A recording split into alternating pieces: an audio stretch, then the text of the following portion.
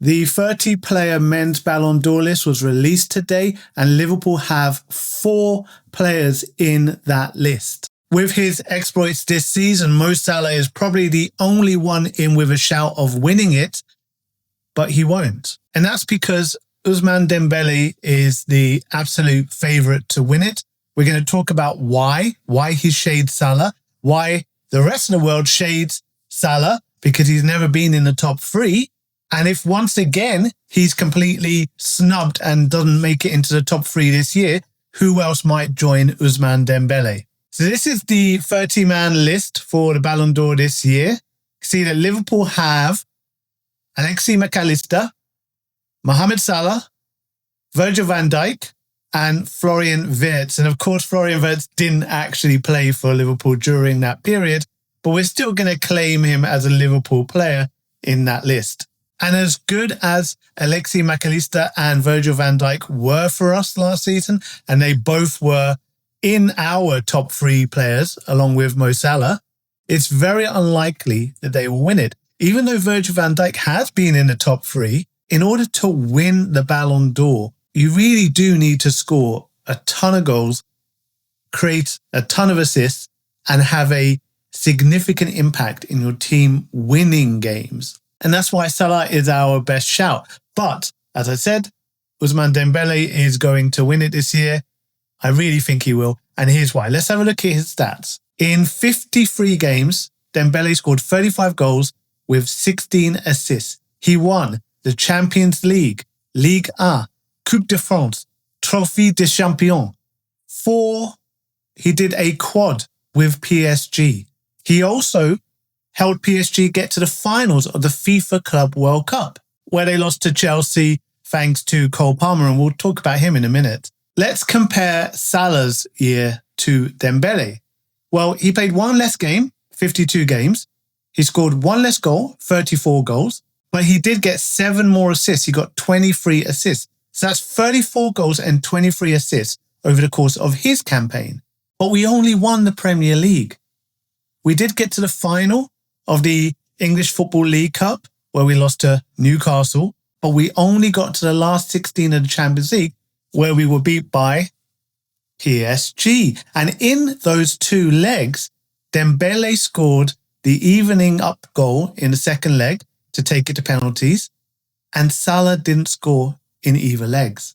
And so just by comparing these 2 stats, you have to say, whilst they were almost neck and neck with games played and goals scored, even though Salah beat him on assists, Dembele has got more trophies. And we know the Ballon d'Or rewards players that win things with their clubs and their national teams.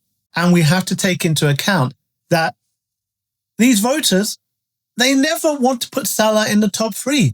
He's had amazing seasons before. He's never been in the top 3. The highest Mo Salah has ever been is 5th place, which he got in 2019 and 2022.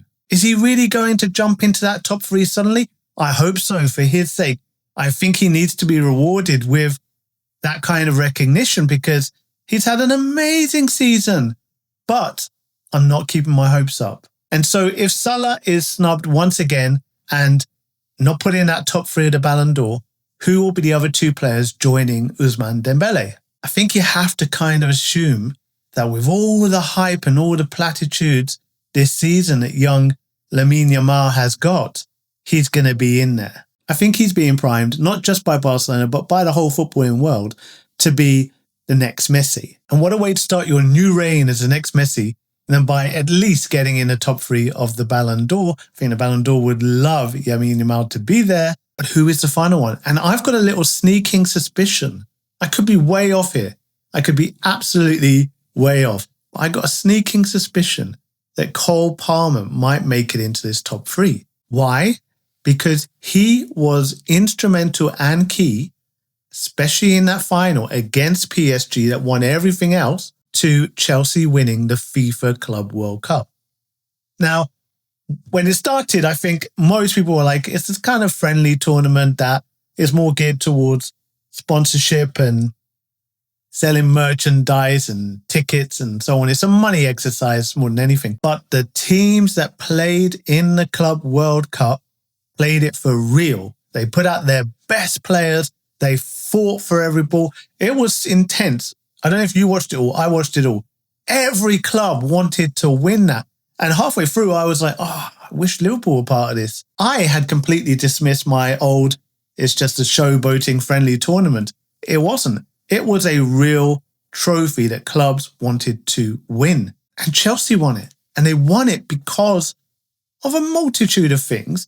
João Pedro doing brilliant when he joined them. Defensively, they suddenly became incredibly sound. Maresca's tactics were good. But Cole Palmer was a difference maker. And it's a FIFA Club World Cup. And they would love extra eyes and recognition to be given to that Club World Cup if one of the top 3 in the Balon d'Or was there because of what they did in the Club World Cup. I'm getting a little bit political, bit conspiratorial, but I think there's a chance. And so you might see Palmer in that top 3. But of course, I'd be very happy if Salah made it in the top 3. I'd be ecstatic if somehow Salah won it. I don't think that's going to happen. Let me know if you think I'm wrong.